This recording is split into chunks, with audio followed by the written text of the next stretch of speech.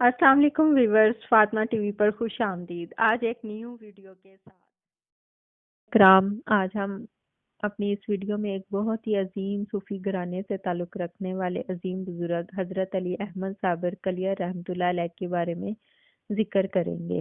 حضرت علی احمد صابر رحمۃ اللہ علیہ اسلامی تاریخ کے مطابق 19 ربیع الاول سن 592 ہجری بروز جمعرات اور انگریزی تاریخ کے مطابق 1196 میں افغانستان کے ایک چھوٹے سے گاؤں ہیرات میں پیدا ہوئے۔ آپ کا پورا نام حضرت خواجہ مخدوم علی احمد علاء الدین صابر کلیاری رحمۃ اللہ علیہ ہے۔ آپ کے والد کا نام حضرت سید شاہ عبد الرحیم اور والدہ کا نام بی بی جمیلہ خاتون تھا۔ ناظرین کرام، کہا جاتا ہے کہ ولادت کے بعد آپ کے کان میں اس دور کے مشہور و معروف بزرگ حضرت شیخ ابوالقاسم گرکانی نے اذان دی اور فرمایا یہ بچہ قطب عالم ہوگا۔ آپ کے والد محترم بیان فرماتے ہیں کہ بچپن سے ہی کرامات کا ظہور آپ سے ہونا شروع ہو گیا اور روز بروز خوار کے صادر ہوتے تھے۔ 7 ربیع الاول سن 594 بروز منگل نماز فجر کے بعد مراقبے میں بیٹھا ہوا تھا کہ میں نے مراقبہ سے آنکھ کھولی تو دیکھا سیاہ رنگ کے ایک بہت بڑے سام کے 2 ٹکڑے پڑے ہوئے ہیں۔ ایک ٹکڑا مجھ پر گر کر زمین پر پڑا اور جبکہ ایک ٹکڑے کے پاس علاء الدین علی احمد بیٹھے ہوئے تھے۔ میں نے ان کی والدہ کو آواز دی اور ان کو بتایا تو ان کی والدہ نے سام کے 2 ٹکڑے دیکھ کر فرمایا کہ میں نے خواب میں دیکھا کہ مخدوم علی احمد نے ایک سام جو سیاہ رنگ کا تھا اس کے 2 ٹکڑے کر دیے ہیں اور کہتے ہیں کہ میں نے سانپوں کے سردار کو مار دیا ہے اور سب سانپوں سے یہ وعدہ لیا ہے کہ وہ میرے خاندان کے کسی بھی فرد کو کبھی نہیں کاٹیں گے۔ والد محترم کے وصال کے بعد نہایت تنگی سے گزر اوقات ہونے لگی، لیکن آپ کی والدہ کسی سے اس بات کا اظہار نہ فرماتی۔ حضرت مخدوم علی احمد کی یہ عادت مبارکہ تھی کہ آپ دن کے وقت جنگلوں کی طرف نکل جاتے اور گوشہ تنہائی میں بیٹھ کر عبادت الہی میں مشغول رہتے۔ کھانے پینے کی ہوش نہ ہوتی تھی، کئی پہر تک کچھ نہ کھاتے تھے۔ جب بھوک کا غلبہ شدت اختیار کر جاتا تو اپنی والدہ ماجدہ سے کوئی چیز کھانے کے لیے طلب فرماتے۔ بعض مرتبہ یوں بھی ہوتا کہ آپ کو شدت سے بھوک لگتی مگر گھر میں کھانے کی کوئی چیز موجود نہ ہوتی۔ ایک مرتبہ آپ 2-3 دن سے فاقہ کی حالت میں تھے جس کی وجہ سے آپ کو بہت شدید بھوک لگی۔ اتفاق سے اس دن گھر میں کچھ بھی کھانے کو موجود نہ تھا۔ اپنی والدہ ماجدہ سے فرمایا کچھ کھانے کو دیجیے۔ آپ کی والدہ ماجدہ نے دوپہر تک آپ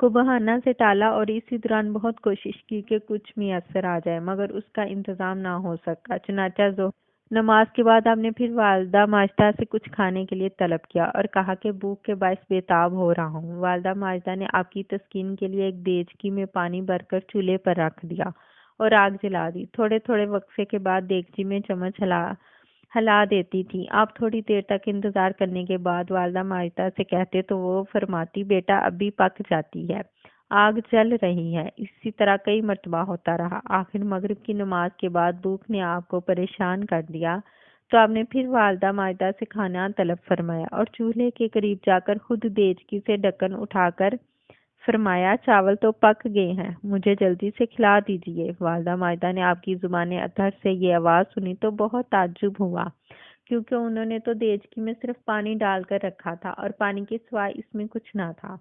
چونکہ ان کو یہ یقین تھا کہ مخدوم علی احمد صابر رحمۃ اللہ علیہ کی زبان اطہر سے جو کلمہ نکلتا ہے وہ درست اور سچ ہوتا ہے، اس لیے فوراً اٹھی اور دیگچی کے پاس آ کر دیکھا تو واقعہ نہایت ہی اعلیٰ قسم کے چاول پک کر تیار ہو چکے تھے جن کی خوشبو بہت اچھی تھی۔ آپ کی والدہ ماجدہ نے آپ کو چاول نکال کر کھلائے اور مولانا ابوالقاسم گرکانی کو بلا کر ان کو سارا واقعہ بیان کیا۔ انہوں نے بھی چاول دیکھے اور تبرک کے طور پر تناول فرمائے۔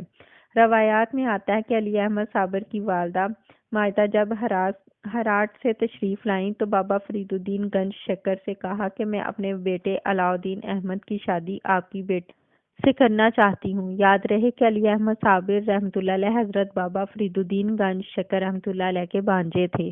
تاریخ مشائخ چشتی میں تحریر ہے کہ حضرت بابا فرید الدین گنج شکر کے 5 صاحبزادے اور 3 صاحبزادیاں تھیں۔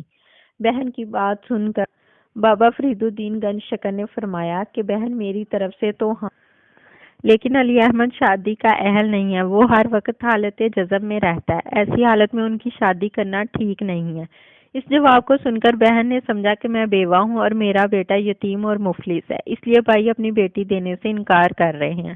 چنانچہ یہ بات بہن نے بھائی سے کہہ بھی دی۔ جب آپ کی والدہ ماجدہ نے بہت اصرار کیا تو حضرت بابا فرید الدین مسعود رحمۃ اللہ علیہ شادی کے لیے رضامند ہو گئے اور اپنی بیٹی کی شادی علی احمد صابر رحمۃ اللہ علیہ سے کر دی۔ مخدوم علی احمد صابر رحمۃ اللہ علیہ کی والدہ ماجدہ کے پرزور اصرار پر یہ نکاح 21 شوال سن 613 ہجری بروز بدھ کو بعد نماز عصر ہوا۔ رات کے وقت آپ کی والدہ ماجدہ نے آپ کے حجرے میں روشنی کی اور دلہن کو حجرے میں لا کر بٹھا دیا۔ آپ عبادت الہی میں مشغول ہو گئے۔ جب تہجد کا وقت ہوا تو آپ نے مراقبے سے سر اٹھایا اور حجرے میں عورت کو بیٹھا ہوا دیکھ کر بہت حیران ہوئے اور پوچھا تو کون ہے؟ دلہن نے جواب دیا میں آپ کی بیوی ہوں۔ آپ نے کہا یہ کس طرح ممکن ہے کہ ایک دل میں دو کی محبت کو جگہ دے دوں؟ میں تو ایک کو دل میں بسا چکا ہوں، دوسرے کی بالکل گنجائش نہیں ہے۔ میں خدائے واحد لا شریک کا بندہ ہوں اور اس کے میں گم ہوں۔ یہ فرما کر آپ پھر مراقبے میں مشغول ہو گئے۔ آپ کے منہ سے جیسے ہی یہ الفاظ نکلے اسی وقت حجرے میں نور الہی کا نزول ہوا جس سے آپ کی دلہن برداشت نہ کر سکی اور بے ہوش ہو گئیں۔ پھر ان کی حرکتیں قلب بند ہو گئی اور اس جہان فانی سے رحلت فرما گئیں۔ تذکرہ نگار تحریر فرماتے ہیں حضرت بابا فرید الدین گنج شکر رحمۃ اللہ علیہ نے آپ کو کلیہ شریف کا شاہ ولایت مقرر فرمایا اور اس ضمن میں اپنے دست مبارک سے حکم نامہ جاری فرمایا۔ علی ملا عبدال کی میت میں 15 ذی الحج سن 692 ہجری کو کلیہ شریف کی طرف روانہ فرمایا۔ جب آپ کلیہ شریف پہنچے تو وہاں پر مسمات گلزادی کے مقام میں سکونت اختیار فرمائی۔ یہ گھرانہ آپ کا معتقد ہو گیا۔ اسی محلہ میں جمال تیلی اور مسمات نعمت کے گھر بھی تھے، جبکہ آپ کی قیامگاہ کے شمال کی طرف قاضی تبرک کا مکان تھا۔ علی احمد صابر اپنے قیامگاہ کے گوشہ میں بیٹھ کر عبادت الہی میں مشغول ہو گئے۔ اگلے دن عصر کی نماز ادا کرنے کے بعد مسجد تشریف لے گئے۔ نمازیوں نے آپ کو دیکھا اور آپ سے بات چیت کی تو سب آپ کے معتقد ہو گئے اور آپ کے زور و تقوی کی شہرت پورے کلیہ شریف میں پھیل گئی۔ لوگ آپ کی زیارت کی سعادت حاصل کرنے کی غرض سے آپ کی خدمت میں حاضر ہونا شروع ہو گئے، لیکن آپ کی جلالی حالت اور رعب اور دبدبہ کے باعث نزدیک آنے کی کسی کی جرات نہ ہوتی، اسی لیے دور سے ہی زیارت کی سعادت حاصل کر کے چلے جاتے۔ چراغ چشت کا یہ نایاب سن 690 ہجری میں 11 ربیع الاول پیران کلیہ شریف میں ہمیشہ ہمیشہ کے لیے ڈوب گیا۔ ناظرین کرام، اب ہم مخدوم علی احمد صابر کی چند کرامات آپ کے سامنے پیش کرتے ہیں۔ حضرت مخدوم علی احمد صابر جامع مسجد میں تشریف لا چکے تو قاضی تبرک نے چونکہ پہلے ہی رئیس کلیئر کے کان بر رکھے تھے، اس لیے اس نے نماز سے فارغ ہونے کے بعد آپ سے ملاقات کی اور کہا کہ آپ سلطان الاولیاء اور قطب الاقطاب ہیں۔ اگر یہ درست ہے اور آپ کا دعویٰ سچا ہے تو بتائیے کہ میری ایک بکری جو کہ 3 ماہ سے غائب ہے، اس کی رنگت سفید راز قد اور بہت خوبصورت بکری تھی، وہ اس وقت کہاں ہے؟ اگر آپ نے اس کے بارے میں صحیح بتا دیا تو ہم اہل کلیئر آپ کی امامت ولایت قطبیت کو تسلیم کر لیں گے۔ حضرت مخدوم علی احمد رحمۃ اللہ علیہ ایک دم جلال میں آ گئے اور فرمایا زموہ کی بکری کھانے والے لوگوں یہاں حاضر ہو جاؤ۔ یہ الفاظ آپ کی زبان مبارک سے ادا ہوتے ہی فوری طور پر 27 آدمی گھبرائے ہوئے جامع مسجد میں داخل ہوئے۔ آپ نے ان سے دریافت کیا کہ زموہ کی بکری کھائی ہے؟ انہوں نے رئیس کے خوف سے انکار کیا اور کہا یہ ہم پر بہتان ہے، ہمارا اس معاملے سے کوئی تعلق نہیں۔ حضرت علی احمد صابر نے بہت چاہا کہ ان کا پردہ فاش نہ ہو، مگر وہ لوگ انکار ہی کرتے رہے۔ جب تنگ آ گئے تو ان لوگوں نے یہ بات نہ بتائی تو آپ نے رئیس شہر سے فرمایا کہ تم اپنی بکری کا نام لے کر بلند آواز سے پکارو اور پھر قدرت کا تماشا دیکھو۔ رئیس شہر نے بکری ہرمنا کہہ کر آواز دی۔ رئیس کا نام لے کر آواز دینا تھا کہ باحکم باری تعالیٰ فوراً 27 آدمی کے پیٹوں میں سے جدا جدا آواز آئی کہ میرا اس قدر اتنا حصہ فلاں فلاں شخص کے پیٹ میں ہے اور انہوں نے نصف شب کو ذبح کیا تھا اور میرا گوشت بھون کر کھایا تھا اور میری ہڈیاں صدرک کنویں میں ڈال دی تھی۔ آپ کی یہ کرامت دیکھ کر رئیس کلیر بہت متاثر ہوا اور آپ کی قطبیت کا اقرار کیا اور چاہا کہ آپ کے ہاتھ پر بیعت کرے، مگر قاضی تبرک نے مکاری سے کام لیتے ہوئے رئیس کے کان میں کہا، یہ شخص ساحر اور جادوگر معلوم ہوتا ہے، اس کی باتوں میں نہ آئیں، آپ کی تمام سلطنت برباد ہو جائے گی۔ غرض یہ کہ یہ قاضی تبرک نے اس طرح فریب سے رئیس کو علی احمد صابر کی جانب سے بدعقیدہ کر دیا۔